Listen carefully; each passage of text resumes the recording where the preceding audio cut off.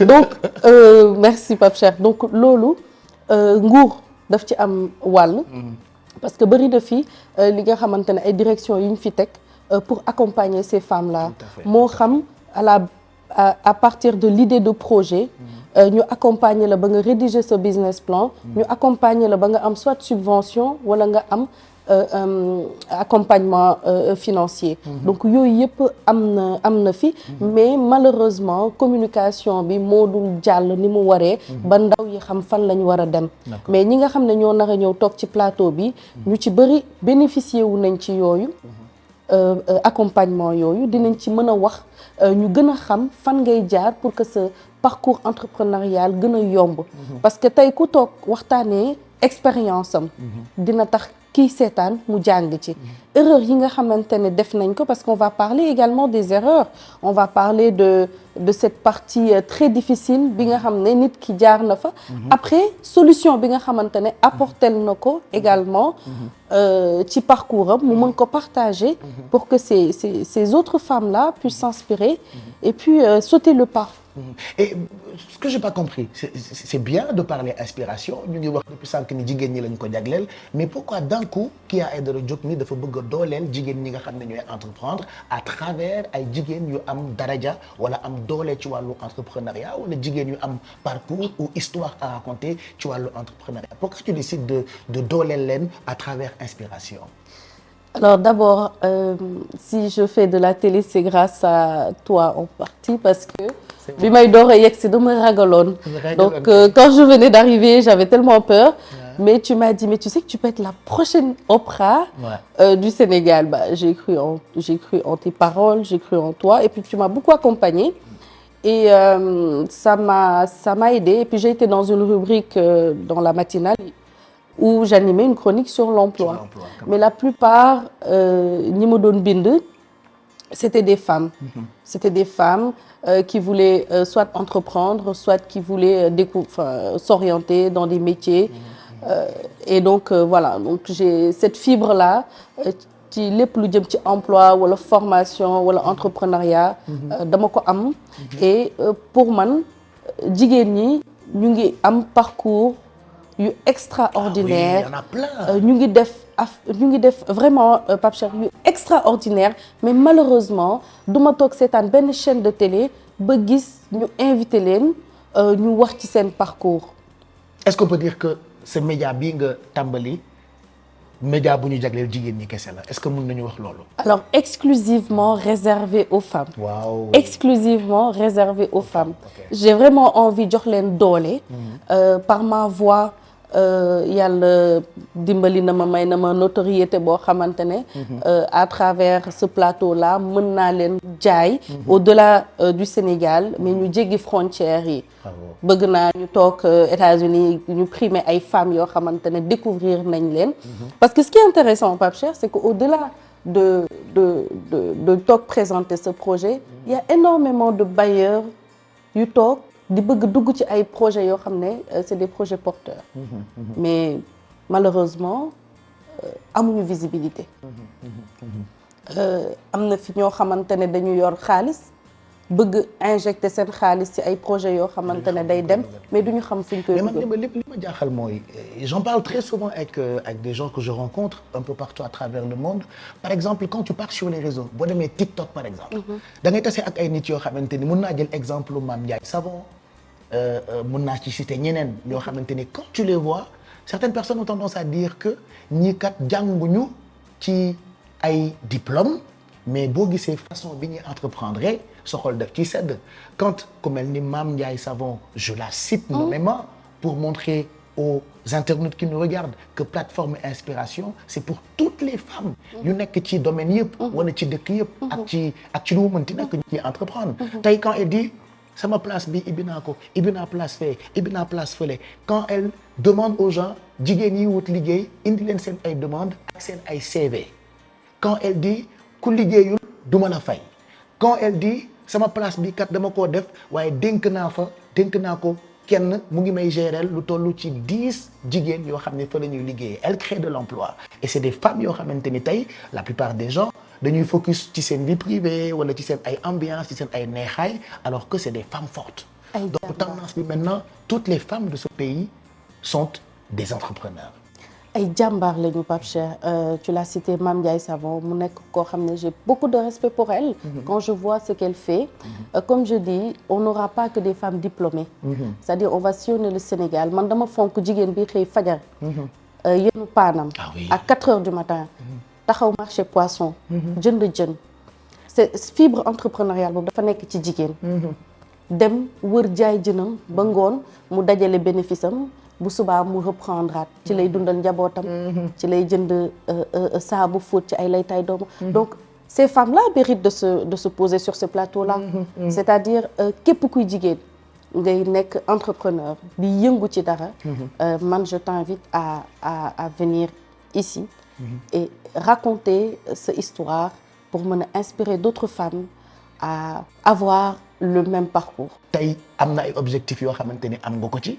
balaa ñuy jeexal peut-être ci kanam dinañu wax comment les femmes peuvent-elles faire pour entrer en contact avec les équipes d'aspiration parce que je rappelle que non seulement yaa ko jiite mais en même temps yaa koy animer mais y a une équipe derrière nga xam ni en amont dinañu préparer waaye dinañu accompagner jigéen ñi nga xamante ni ñoo fi ñëw te soxla ndimbal en termes d'entrepreneuriat. Pourquoi il est temps que ces femmes lionnes, c'est comme ça que je les appelle, war a jaar pour nettali seen histoire am ñu dimbali. Pourquoi jigéen ñi nga xamante ni ñu ngi entreprendre war a def loolu kii alors d'abord Pape Cheikh pour yar. dañu bëgg jigéen bu toog fii mën a sensibiliser beneen jigéen bi nga xam ne mu ngi derrière cet écran là di seetaan. dañu bëgg informer. joxe li nga xamante ne mooy ay solutions. pour que ñi nga xam ne ñu ngi seetaan mën ci jëriñu. dañu bëgg également accompagner parce que émission bi dafa am beneen aspect boo xam ne muy accompagnement. tey bëgg nañ waxtaanee li nga xam ne mooy les facilités. voilà facilités yi nga xam ne mettre nañ ko en place par rapport déjà au financement. par rapport déjà à l'organisation. parce que tey mën nga ñëw bëgg entreprendre. nga gis sa bopp ci benn femme boo xamante ne inspiré na la. mais naka ngay def ba egsi fi mu egsi. au-delà de son parcours. am na yoon boo xamante ne fi ngay dem créer sa entreprise parce que l'objectif encore une fois. c'est d'aider ces entreprises là ces jeunes entrepreneurs à se formaliser. bu ñu formaliser woo ba pare ñu am seen ay NINEA seen ay registre de commerce. et ñu mën a également di def seen ay déclaration di fay seen ay impôts. et puis loolu yëpp dinañ ko waxtaanee. parce que entreprendre du ñëw rek am financement dem jënd marchandise wala jënd dara jaay ko dafa am ay këyit yoo war a am. dafa am foo war a jaar exactement dafa am këyit yoo war a am loolu ñu bëri xam nañ ko ñu bëri xamuñu ko ñi ko xam peut-être dañu foog ni dafa jafe am alors que c'est des mécanismes yu ñu mettre en place pour aider les entrepreneurs hommes ou femmes. d'ailleurs dinañ leen seeti des professionnels yi nga xamante ne ñooy yëngu ci loolu. jox leen micro. jàllale ko ci biir émission bi. ñu wax nan ngay def ba créer sa société. boo créer sa société ba pare da nga war a dem aux impôts. pour déclarer sa entreprise. pour après nga mën a nekk en règle avec les impôts. parce que képp kuy yëngu ci jënd ak jaay da ngay fay impôt. maintenant entrepreneurs yi am na type d'impôt bu ñu leen jagleel. yooyu yëpp dinañ dem seeti ay professionnels ñu waxtaanee ko ak ñoom.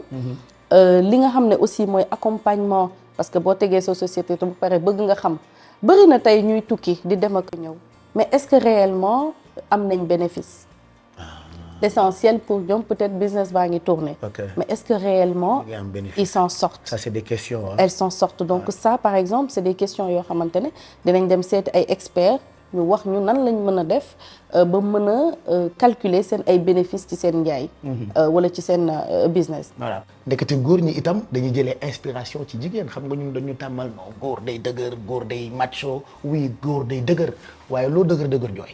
alors góor ñi ñu ngi jouer rôle bu important ñoom tam parce que li ma naan. Tu en as parlé durant ta tournée médiatique beaucoup de santé mentale. santé mentale boobu noonu jigéen buy entreprendre war a yor kër war a yor doom war a yor business am dafay soxla également soutien wu jëkkëram. wala soutien wu xaritam. bu góor donc nañu bàyyi xel. ci quelquefois charge yi nga xam ne ñun jigéen ñi dañ ko tegoo. ñuy waxtaan ak ñun. di ñu accompagner dañ ko soxla di ñu dalal même si on est forte parce que des fois on nous voit tellement forte que dañuy foog ne soxlawuñu loolu par rapport à tout ce qu'on fait on dit ah de toute façon moom elle est forte moom elle est forte bu guddi gi xaajee très souvent da ngeen di fragile comme exactement forte loolu dëgg mais heureusement que vous êtes là te loolu toutes ces femmes là yi nga xam ne c'est des femmes inspirantes mën nañ la wax cette partie là d'accompagnement bi nga xam ne am nañ ko ci seen soit ci seen ay jëkkër wala ci seen ay frères wala ci seen papa tey ku ci mel ni Claudia bi nga xamante ne Agrobeb moom day yëngu ci agriculture da ngay gis soutien bi nga xam ne papam am na ko ci viwam te góor la tey bu yeggee fi mu yegg elle le dit assez souvent c'est grâce à son père bien sûr am na conviction bi bëgg na li muy def et tout ça mais dafa am soutien boobu noonu de la part de son père donc quoi que c'est pas que les maris les papas également jouent des rôles hyper importants